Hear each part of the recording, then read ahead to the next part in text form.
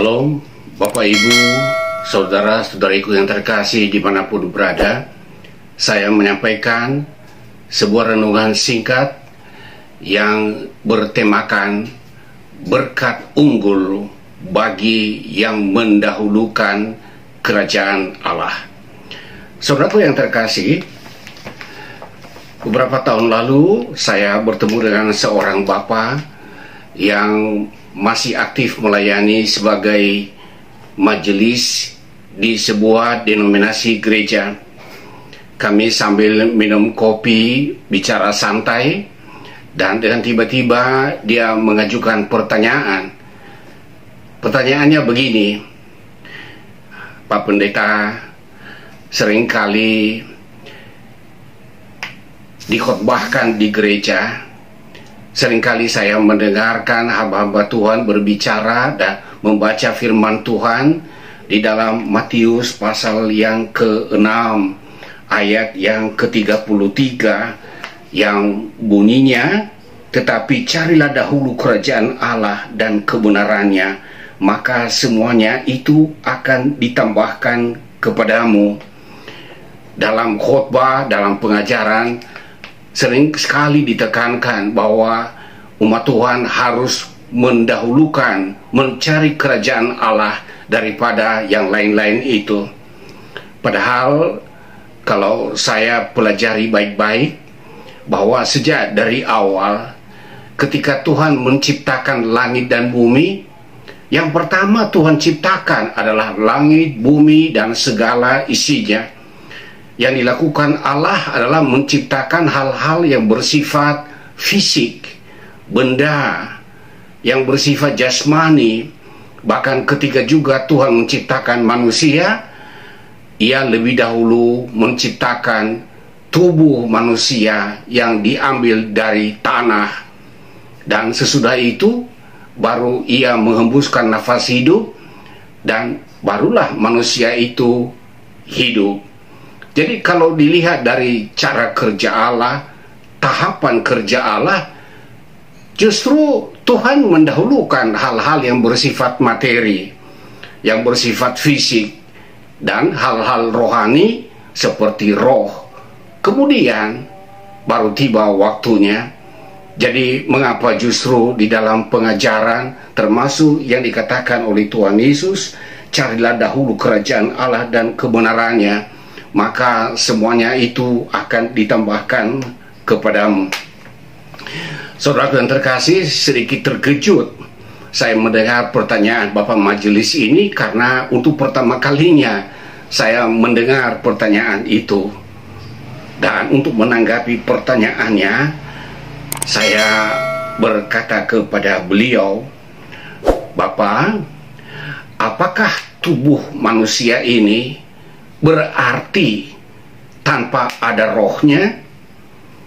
Langsung ia tersenyum dan berkata, tentu saja tidak, Pak. Kalau tubuh manusia ini tidak ada rohnya, apa bedanya dengan mayat? Apa bedanya seperti patung? Tapi setelah ada rohnya yang dihembuskan oleh Sang Pencipta, tubuh ini baru berarti. Saya katakan, wah, itu jawaban Bapak cukup brilian. Lalu saya ajukan pertanyaan kedua, dilihat dari segi waktu, dari apa yang Tuhan ciptakan itu, mana yang memiliki nilai kekekalan, yang memiliki nilai keabadian? Apakah hal-hal yang bersifat kebendaan, fisik, jasmani, atau roh manusia?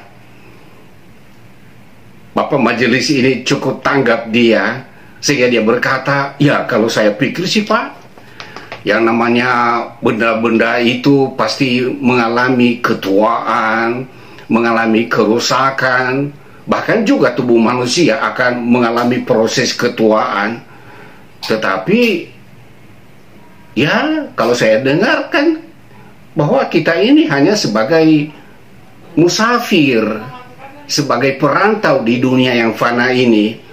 Setahu saya sih ya roh manusia itu memiliki nilai keabadian, karena sekalipun secara jasmani manusia mati, tetapi rohnya tetap hidup untuk selama-lamanya.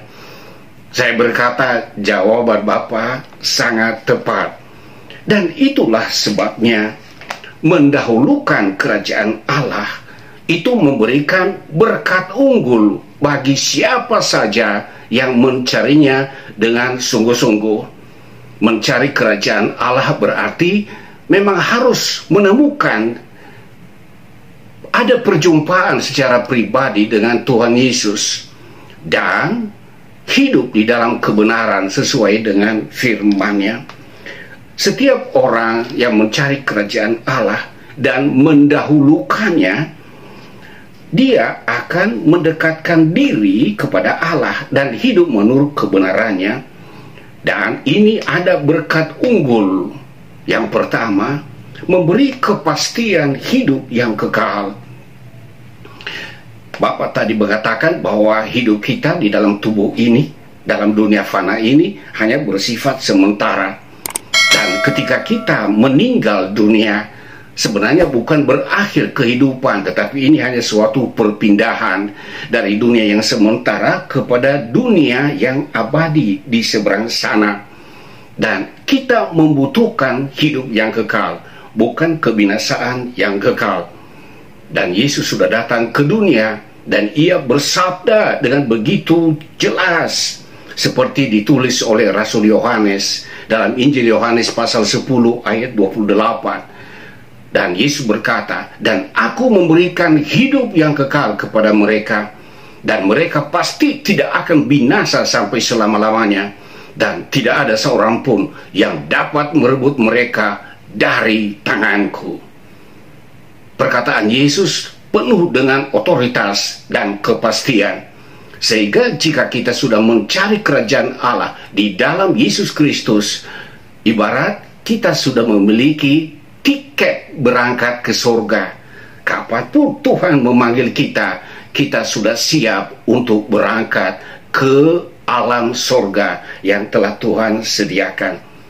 Ini adalah berkat unggul yang tidak didapatkan dimanapun juga. Berkat yang kedua, orang yang mendahulukan kerajaan Allah, ia terhindar dari kekhawatiran hidup. Sebenarnya manusia secara alami pasti ada saja alasan-alasan seseorang itu bisa khawatir sesuatu hal atas hal-hal yang tidak pasti.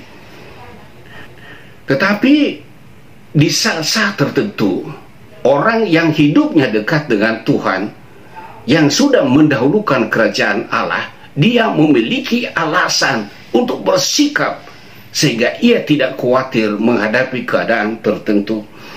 Saudaraku yang terkasih, ketika saya mengajar di Sekolah Tinggi Teologi Jeffrey Jakarta, ada mahasiswa kami yang berasal dari Papua yang bernama Simeon.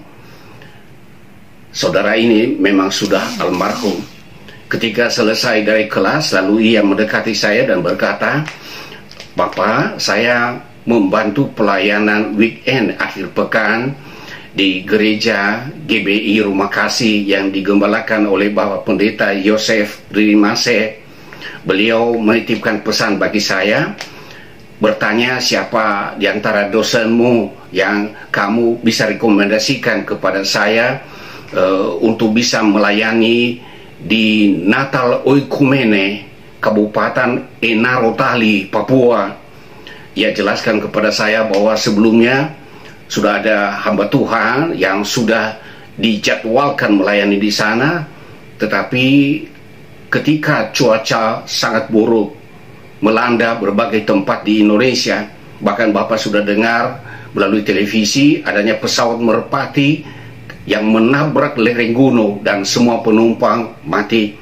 Dan beliau itu memang akhirnya, apakah karena alasan cuaca ini sehingga tiba-tiba ia membatalkan pelayanannya ke Enarotali, Papua.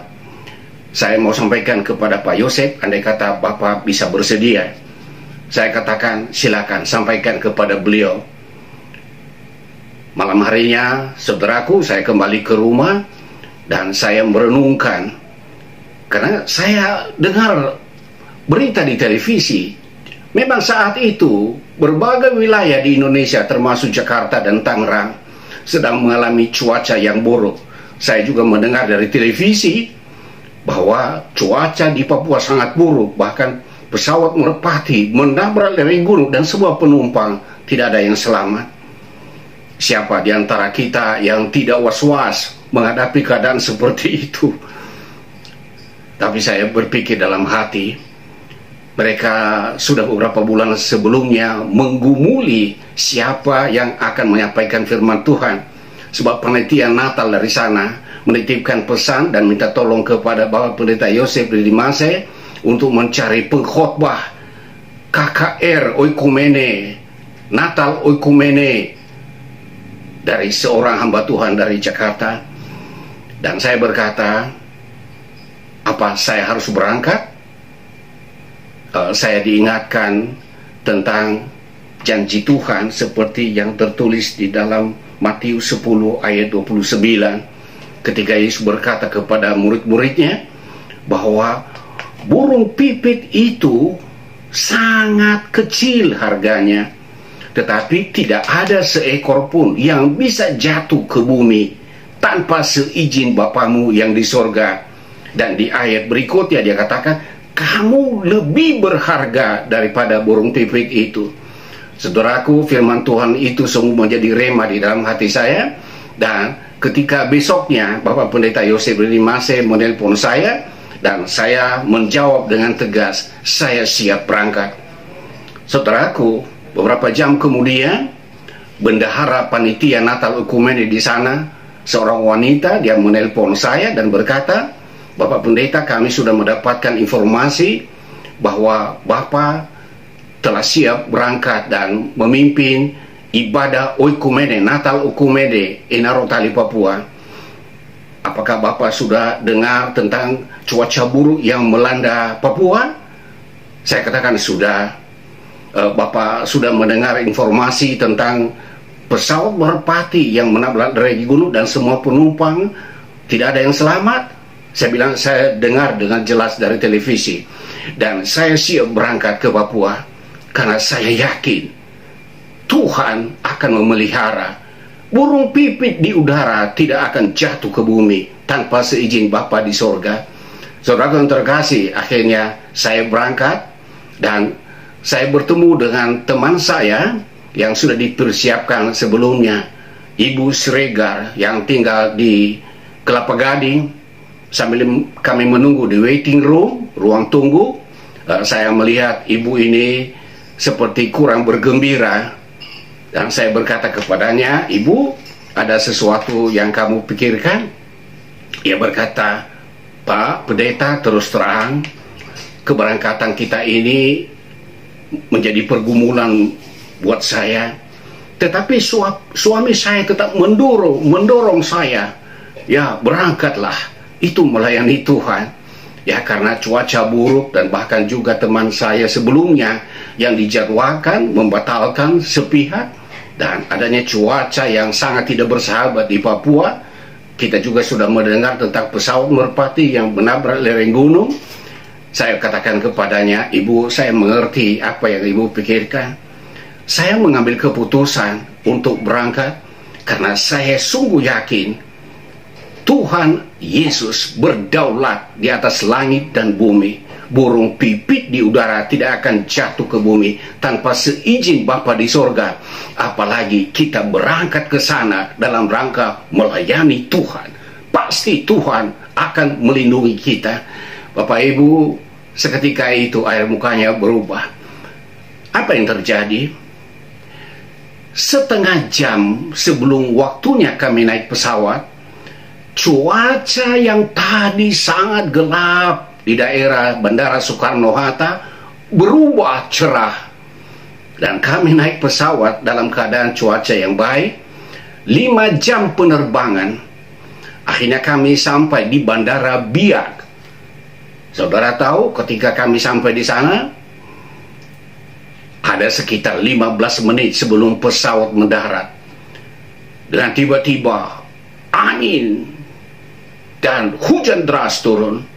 Tetapi syukur kepada Tuhan, pesawat kami bisa mendarat dengan baik, dan kami disambut oleh petugas-petugas bandara dengan membawa payung besar. Setelah kami sampai di bandara, kami bertanya, kapan ada pesawat yang akan terbang ke Nabire?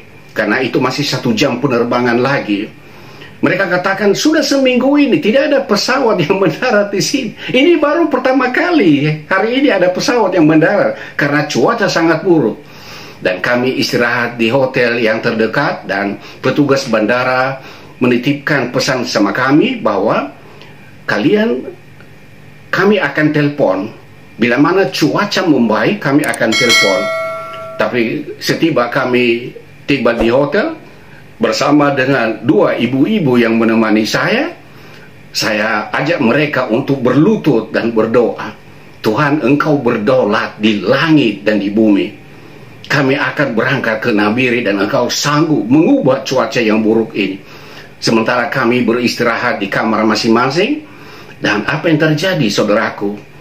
1,5 jam kemudian ada telepon dari bandara dan berkata, segera berangkat ke bandara, pesawat sudah siap untuk diterbangkan. Kami buru-buru membawa tas, dan kami sampai di bandara dan kami segera naik, dan kemudian pesawat berangkat. 1 jam penerbangan, kami sampai di bandara Nabire. Begitu juga begitu kami keluar dari pesawat, hujan deras turun, dan kami bertanya lagi di sana, kapan pesawat berangkat ke Inarotali?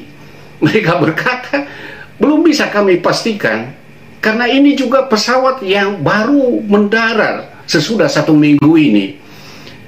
Kita belum bisa memastikan. Tetapi ketika kami sampai di tempat penginapan, di hotel, saya ajak teman-teman ini untuk berdoa. Dan kemudian malam itu kami beristirahat.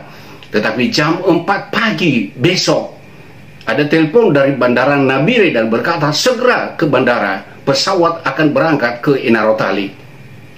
Saudaraku yang terkasih, kami berangkat dari sana dan akhirnya kami sampai di Kabupaten Inarotali 1 jam berikutnya, dan selama 3 hari kami melayani di sana. Demikian juga Tuhan menyertai kami dalam perjalanan pulang. Ketika 15 menit lagi pesawat kami belum mendarat di Bandara Soekarno-Hatta Cengkareng, Ibu Siregar ini, dia memegang tangan saya dan berkata kepada saya, matanya berlinang, nyaris meneteskan air mata, dan berkata, Bapak Pendeta, inilah pengalaman saya pertama kali dalam hidup saya, mengalami bagaimana penyertaan Tuhan itu sungguh-sungguh nyata. Saya berkata kepadanya, ya, janji Tuhan tidak pernah meleset. Burung pipit di udara dia pelihara. Kita pergi dan pulang dalam keadaan selamat. Saudaraku yang terkasih, saya tidak bermaksud berkata kepada saudara bahwa saudara abaikan tanda-tanda cuaca buruk apabila naik pesawat atau naik kapal laut. Tentu kita harus menggunakan hikmat. Tetapi jika hati kita sudah dekat dengan Tuhan dan kita memandang, menempatkan kehendak Tuhan itu sebagai hal yang menjadi prioritas, maka kita tidak seharusnya khawatir di saat-saat Tuhan memberikan kita lampu hijau apabila kita harus mengambil suatu tindakan. Jadi mencari, mendahulukan kerajaan Allah itu, kita terhindar dari kekhawatiran-kekhawatiran hidup yang tidak perlu. Yang ketiga, bahwa hidup dekat dengan Tuhan itu membuka pintu, membuka keran berkat yang tidak dapat dihalangi oleh siapapun. Orang tua yang memperhatikan anak-anaknya, dan pasti keinginan, kebutuhan anak-anak yang sungguh hidupnya berkenan kepada orang tua, pasti orang tua lebih terbuka untuk mengabulkannya, bukan? Dibandingkan memenuhi keinginan anak-anak yang bandel, anak-anak yang bebal. Begitu juga kalau kita hidup dekat dengan Tuhan, apa yang kita perlukan, apa yang kita butuhkan sesuai dengan kehendaknya, Ia akan penuhi. Sehingga mendahulukan kerajaan Allah ini sama saja kita membiarkan keran berkat terbuka, dan berkat Tuhan akan mengalir pada waktunya. Itulah sebabnya firman Tuhan di dalam Matius 6 ayat yang ke-33b tadi dikatakan, maka semuanya itu akan ditambahkan kepadamu. Hal yang keempat, bahwa orang yang mendahulukan kerajaan Allah, ia dimampukan bertahan menghadapi kesusahan hidup. Perhatikan ayat yang ke-34.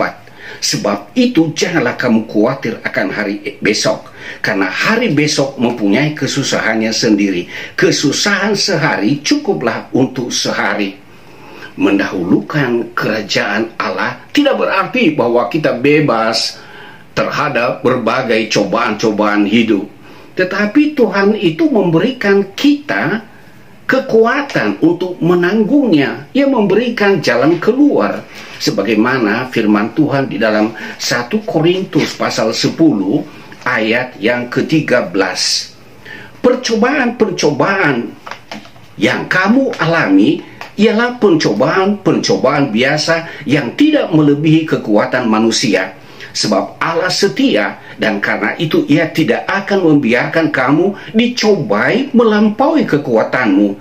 Pada waktu kamu dicobai, Ia akan memberikan kepadamu jalan keluar sehingga kamu dapat menanggungnya.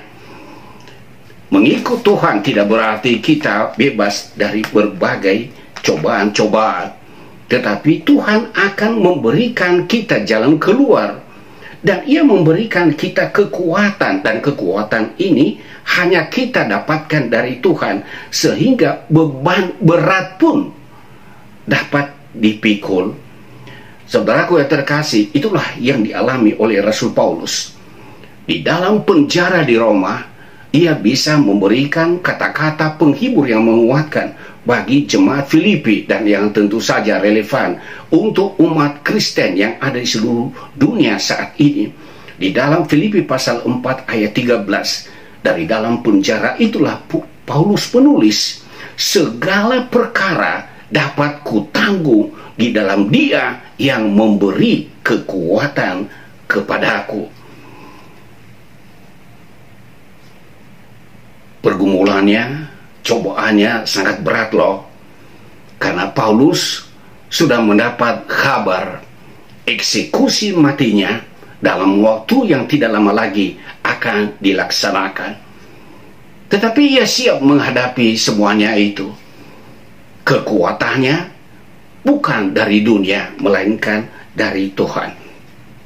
Saudara yang terkasih, apakah saya dan saudara tergolong orang-orang yang mendahulukan kerajaan Allah di atas segalanya? Itu nampak apakah kita senang berdoa sebelum beraktivitas. Itu nampak dari apakah kita gemar membaca, mendengar firman Tuhan atau tidak. Apakah kita merasa bahagia bila kita beribadah. Apakah kita suka berbuat baik dan berbuat yang benar sekalipun kita sedang menghadapi tantangan? Mendahulukan kerajaan Allah tidak berarti bahwa kita bersikap tidak bertanggung jawab dalam mencari apa yang dibutuhkan dalam hidup ini. Kita harus bekerja, berjuang, dan mencapai yang terbaik. Namun di atas semuanya itu, kerajaan Allah harus menjadi yang lebih utama.